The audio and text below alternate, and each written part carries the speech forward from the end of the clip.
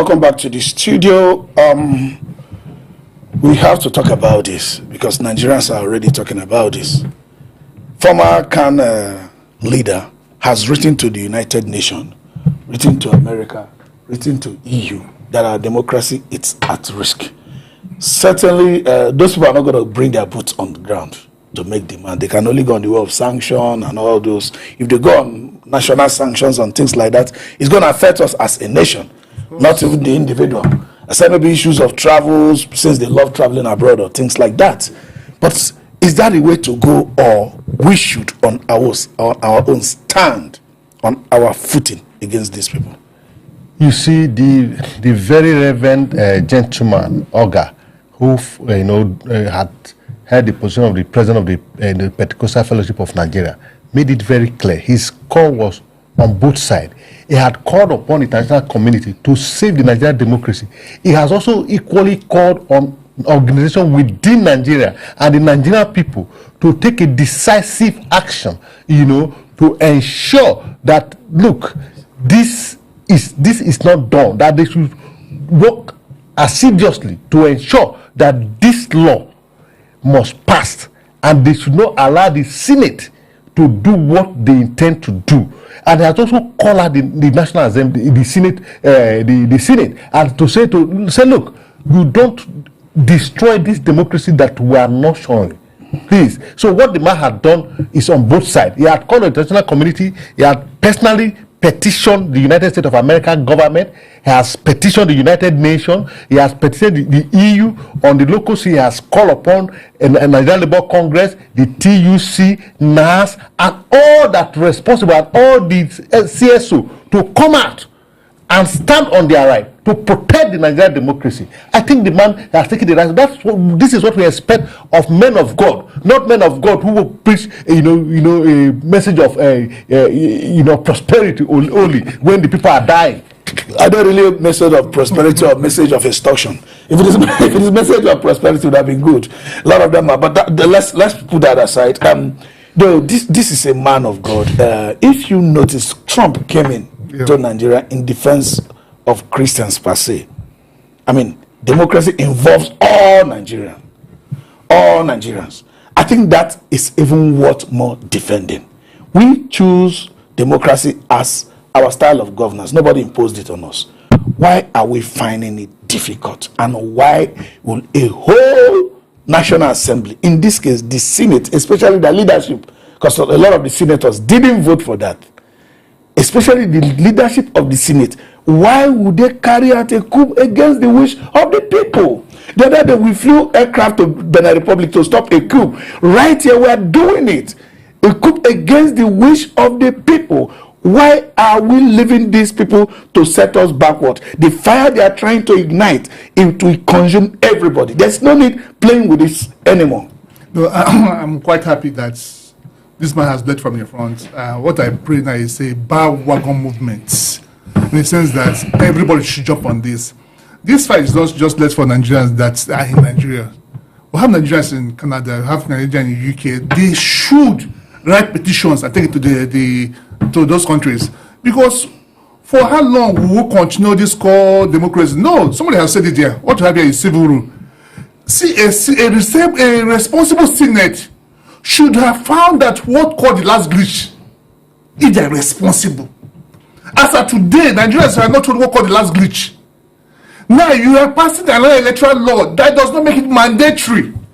So now, if you are careful, Senate President came out yesterday to say the Nigerians misunderstood him, that he and his fellow senators, they are in consonant with electronic transmission of results. That's what they're trying to say. But what Nigerians are asking for is make it mandatory. And real time. And making it real time or eliminates all the opportunities for glitches or whatever, or collation or manual manufacturing, manual miracles of collation. There's a way Nigerian votes grow from polling unit to collation center. 50 votes on this side would have swapped. You need to see the result sheet that came out for River State the last time, the presidential election. Some other, it appears it was spit they used in cleaning. It was so shameful. You can't behold that result sheet. Nigerians are saying, we don't want this nonsense. The whole world are mocking us. And this is making us have idiots, leaders. Those who are actually not qualified ab initio are leading us, and they are trying to impose this thing on us simply because you and I are so scared to demand for what is right. Look at what this man said. He said he called Godswill Akpabio out. He said, you are creating problem for INEC and police officers. Your wrong decision is putting our police officers at risk. The decision, unpatriotic decision you people are making. Tomorrow, the people will come out on the street. You endanger the police. If this end up, maybe people say, oh, after a while, in typical Nigeria, let's calm down. You will now put INEC and their staff at risk. At polling unit, INEC officer is at risk. Even at the collation center, they are at risk. Why are we doing that instead of just read time? Why do we allow these few people simply because they want to remain on seat unqualified? Because the reason they were elected to serve the people is to ensure that the public good is delivered to the people, and they are not interested in that, and they want to perpetuate themselves. Why are we allowing it? Will Nigeria allow this to fly this time? You see, Nigerians are not sitting back at all. Yesterday, it was the opposition political party, the PDP, the NNPP, and the ADC that addressed a press and signed a joint press statement rejecting the action of the National Assembly, and especially that of the Senate. Today, a man of God, a respected man of God, a former president of PFN, has come out to say, look, enough is enough. You are derailing Nigerian democracy by this your act, and we will not allow it to stand. Then what do you supposed to mean by that? You see, what makes a democracy a democracy? It's only when the process is free and fair. And the only thing that will make the process to be free and fair, you are saying that you are not allowing it for whatever reason that you are giving, the Nigerian people will not accept it. And it's a very good thing that it's coming from the mouth of a Christian, because when Donald Trump said Christians are being, lives are being threatened, and their existential is in doubt, and that the Christian genocide is on the rampage in Nigeria, people came out to question it, because Christians before now, they are always sitting back, especially men of God. But thank God for Oga. Oga said, no, enough is enough. I am a man of God. I should speak the truth. All right. You just mentioned Trump. Trump came in defense of Christian as it is. But take note that we have always said one thing. The reason why we have insecurity in the first place is because of bad governance. Yes. And the only way to remove bad governance is to elect good governors. Now, these governors, in quotes, using governors for all the political positions, are trying to remain bad. The only opportunity we have to change them, which is not a rocket science, go to India, where you have over 600 and something million voters, and they got their result in 24 hours. What is it that Nigerians lack, that few leaders that we can just even cover ensure that they don't leave National Assembly until they change that thing?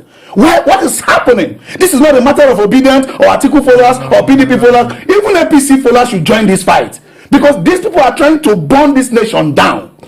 Bad governance. The only way we have in democracy is to elect new leaders. If we can endure them without impeachment, or calling back is almost impossible for legislators, because the procedures are really, really hectic. Impeachment, seems difficult. Then this election is the one that the people have the right, and you are trying to deny us.